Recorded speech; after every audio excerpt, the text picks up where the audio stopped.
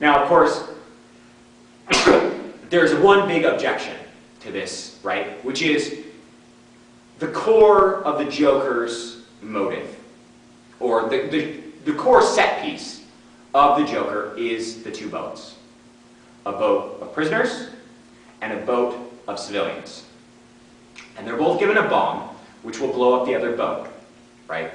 Here is where the movie turns away from the truth that it has led itself to, right? So what happens is, of course, right, on the prisoner boat, the guards have guns, and they're pointing them at the other one, and, you know, the prisoners are about to riot and take it over, and so, a big, evil, tattooed black guy goes up to the warden and says, you know, you should give me that detonator, and I can do what you know you should have done a long time ago, right? And so there's, life, scary, right? He's the very image of white America's fear of criminality. And so he takes the detonator and he throws it off the boat. Because he knows, right, that's what should have been done.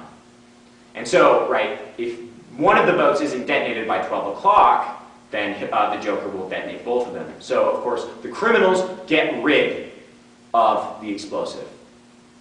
And this is, at least to everyone I've ever talked to, eminently plausible.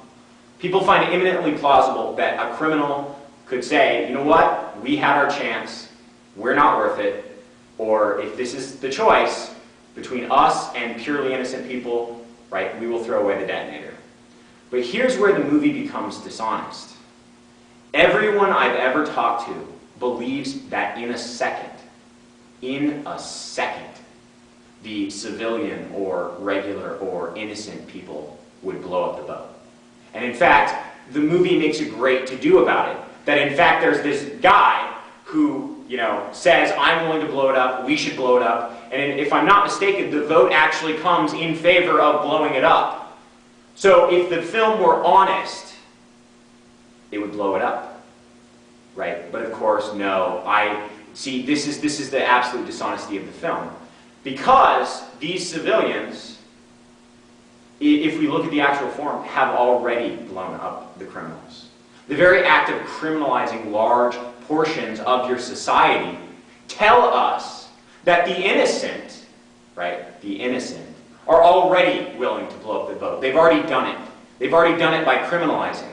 And so throughout the entire film, everyone I've talked to has seen this point as an absolutely dishonest core of the film. So, of course, and then from here, the film, of course, disintegrates.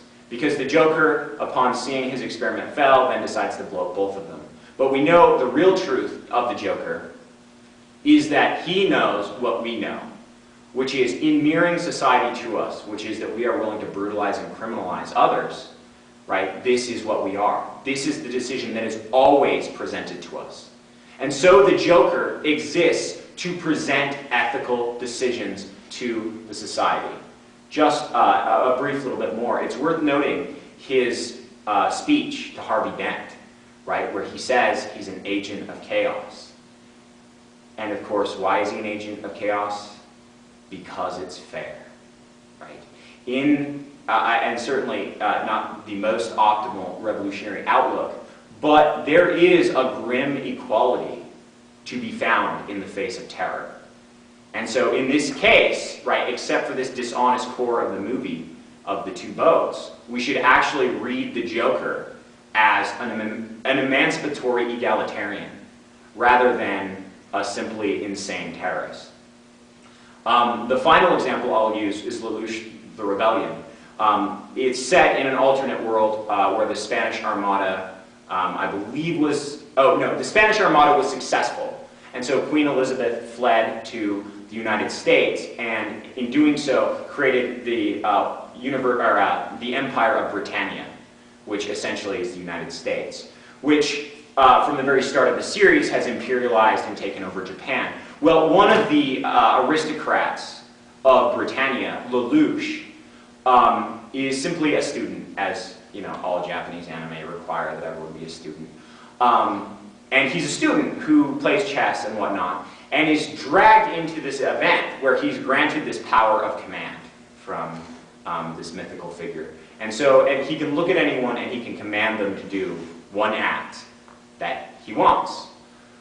Well, initially, he simply uses this for his own gain, but it begins to be revealed that his family itself is destroyed by Britannia. And although his mother is murdered by the Emperor of Britannia, as a matter of fact, it's nothing personal. It's just the structure, right, of a hierarchical, domineering, imperialist system. It is the system that murders. It is the system, and this is made clear, right, that oppresses. And very quickly, Lelouch finds himself drawn into the national liberation struggle of the Japanese, right? And he becomes this figure who initially was simply looking for his own individual revenge, but now functions to abolish himself. And in abolishing himself, to abolish the entire imperial system. And what name does he take for his alter ego? Zero. And so, of course, this is only art, so obviously initially of dubious quality or importance, but it's worth noting the homologies of the revolutionary to the concept and notion of zero.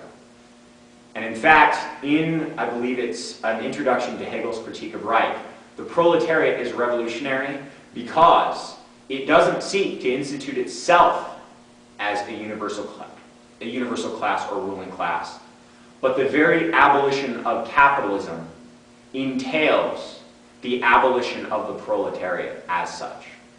That is to say, a revolutionary zero. Thank you.